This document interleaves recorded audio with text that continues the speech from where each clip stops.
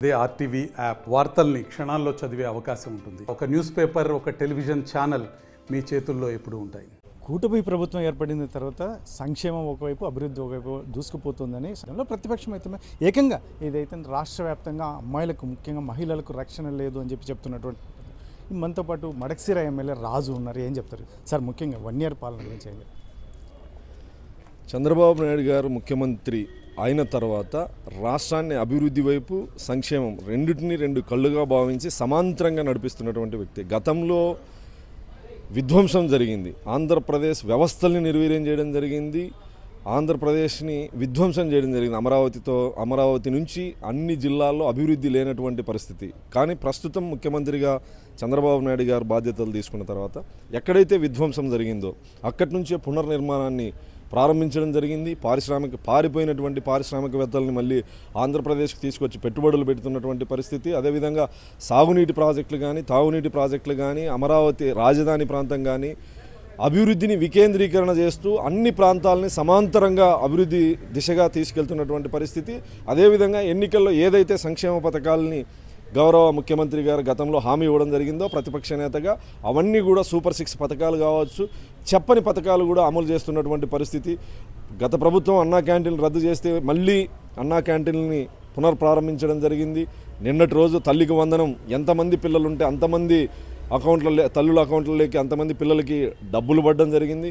త్వరలో రైతు సుఖీభవ నగదు జమ కూడా రైతుల అకౌంట్లో పడబోతా ఉంది. తర్వాత ఏదైతే గౌరవ ముఖ్యమంత్రి గారు మహిళలకు ఆర్టీసీ ఉచిత ప్రయాణం అని చెప్పారో అది కూడా ఆగస్టు 15వ తారీఖున ప్రారంభించబోతా ఉన్నారు. దీపం 2 పథకం కింద ఉచిత సిలిండర్లు ఏదైతే సంవత్సరానికి 3 మహిళలకు ఇస్తామని చెప్పామో కుటుంబానికి, అవి కూడా ఆల్రెడీ 3 విడతలది కూడా అకౌంట్లలోకి డబ్బులు పడడం జరిగింది. ఏదైతే సంక్షేమం మీద మాటించాడో సంక్షేమ ఆంధ్రప్రదేశ్ దిశగా, అభివృద్ధి ఆంధ్రప్రదేశ్ దిశగా అడుగులు వేస్తున్నటువంటి పరిస్థితి బాహటంగా కనిపిస్తూ ఉంది. సార్, వైసీపీ నాయకులు ఆరోపిస్తుంది ముఖ్యంగా ఎందుకంటే మహిళలకు, ఆడబిడ్డలకు రక్షణ లేకుండా పోయింది. రెడ్ బుక్ రాజ్యాంగం అనేది పెద్ద ఎత్తున అమలు అవుతుంది రాష్ట్రంలో అని చెప్తున్నాడు. రెడ్ బుక్ అనేది నారా లోకేష్ గారు స్పష్టంగా చెప్పడం జరిగింది.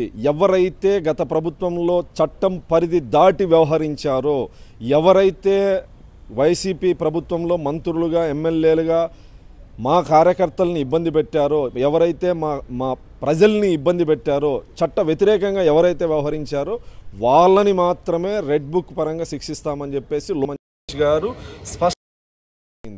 రెడ్ బుక్ అనేది ప్రజలకు సంబంధించిన విషయం కాదు. రెడ్ బుక్ అనేది కేవలం వైఎస్ఆర్ కాంగ్రెస్ పార్టీ అధికారాన్ని అడ్డం పెట్టుకొని అడ్డగోలుగా వ్యవహరించినటువంటి వ్యక్తుల మీద తెలుగుదేశం పార్టీ లోకేష్ గారు చెప్పిన మాట తప్ప ప్రజలకు కానీ, ప్రజాస్వామ్యానికి కానీ, రాజ్యాంగ వ్యతిరేకంగా కానీ వ్యవహరించే పద్ధతి రెడ్ బుక్ది కాదు. వైఎస్ఆర్ కాంగ్రెస్ పార్టీ నాయకులు ఎవరైతే తప్పు చేశారో వాళ్ళు భయంతో మాట్లాడేటువంటి మాటలు. గతంలో రెడ్ బుక్ అంటే హేళన చేసిన వాళ్ళు ఈరోజు ఎందుకు భయపడతా ఉన్నారు? తప్పు చేసిన వాళ్ళని ఖచ్చితంగా రెడ్ బుక్ ప్రకారమే మేము పనిచేస్తాం. కానీ ఇక్కడ రాజ్యాంగ వ్యతిరేకంగా కానీ, అప్రజాస్వామ్యబద్ధంగా కానీ, చట్టం పరిధి దాటి కానీ, వ్యక్తిగత కక్షలతో కానీ ఖచ్చితంగా జరగదు. ఎవరైతే అవినీతి చేశారో, ఎవరైతే తప్పులు చేశారో, ఎవరైతే అధికారాన్ని అడ్డం పెట్టుకొని అడ్డుగోలుగా వ్యవహరించారో ఖచ్చితంగా వాళ్ళకి రెడ్ బుక్ వ్యవహరిస్తుంది. సార్, ముఖ్యంగా వైసీపీ అధినేత చెప్తున్నటువంటి విషయం ఏదైతే ఉందో, అక్రమ కేసులు బనాయిస్తున్నటువంటి నేపథ్యం, ముఖ్యంగా ఏదైతే ఉందో అధికారులు ఎక్కడ విదేశాల్లో ఉన్నా కూడా వదిలిపెట్టమని చెప్తున్నాడు. ముఖ్యంగా కొమ్మినేని అంశం కూడా ప్రస్తావిస్తున్నటువంటి నేపథ్యం, దీన్ని ఎలా చూస్తారు? అక్రమ కేసులు పెడతాండ్రనేది జగన్మోహన్ రెడ్డి గారు మాట్లాడితే ఇంతకంటే అపహాస్యం, హాస్యాస్పదం ఇంకొకటి ఉండదు.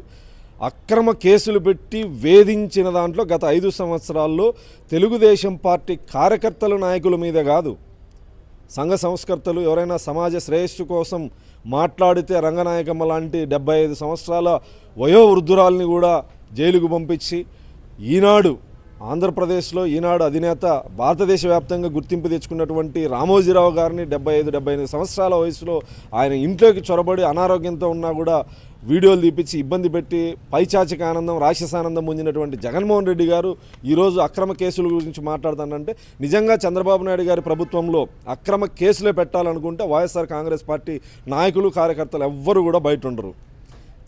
ఇక్కడ గతాన్ని ఒకసారి పరిశీలించండి, మీరు ఈ ప్రభుత్వాన్ని పరిశీలించండి. ప్రజాస్వామ్యబద్ధంగా రోడ్ల మీద ఆందోళన కార్యక్రమాలు చేసుకుంటా ఉన్నారు వైఎస్ఆర్ కాంగ్రెస్ పార్టీ నాయకులు. ఎక్కడ ప్రభుత్వం అడ్డుకుంటా ఉంది? ఎక్కడ హౌస్ అరెస్టులు చేస్తూ ఉన్నారు? రాజకీయ విమర్శలు, ప్రభుత్వ విధి విధానాల మీద విమర్శించే వాళ్ళని మేము పట్టించుకోము, అది వాళ్ళ హక్కు. కానీ వ్యక్తిగత హననం, వ్యక్తిత్వ హననం చేస్తూ కేవలం చంద్రబాబు గారి గవర్నమెంట్ని, చంద్రబాబు గారిని, లోకేష్ గారిని వ్యక్తిగతంగా విమర్శించే వాళ్ళని చూస్తూ ఊరుకోము. ముఖ్యంగా వైసీపీ నాయకులు కూడా చెప్తున్నట్టు వైఎస్ షర్మిల టీడీపీకి తొత్తుగా వ్యవహరిస్తోంది అని చెప్తున్నటువంటి నేపథ్యం, దీన్ని ఎలా చూస్తారు? ప్రత్యక్షంగా జగన్మోహన్ రెడ్డి గారి బాధితురాలు షర్మిల గారు. ఇక్కడ మాకు అనుకూలంగా ఆమెని మలుచుకోవాల్సినటువంటి అవసరము, కర్మ తెలుగుదేశం పార్టీకి, చంద్రబాబు నాయుడు గారికి లేవు.